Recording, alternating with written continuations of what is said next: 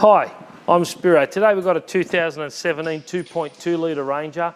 This is the smaller version of the 3.2 litre Ranger. This particular car is a little 4-cylinder. Today it's just come in for a quick tune. We've basically done a Unichip on this particular vehicle. Didn't want too much done, so basically we recommended a Unichip and he's gone ahead and done it. As you can see here, the car's gone from 90 kilowatts at the wheels right up to 111. As you can see, it's got a steady increase, a good power increase down low, and then of course up at top end it's got an increase of nearly 21 kilowatts, which works out to roughly 25–26% improvement in power.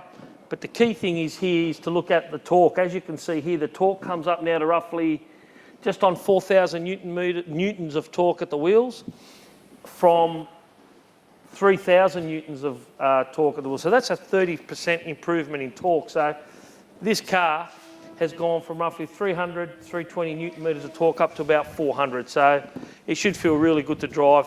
And please keep in mind, this car, the only mods done is just a Unichip on its own.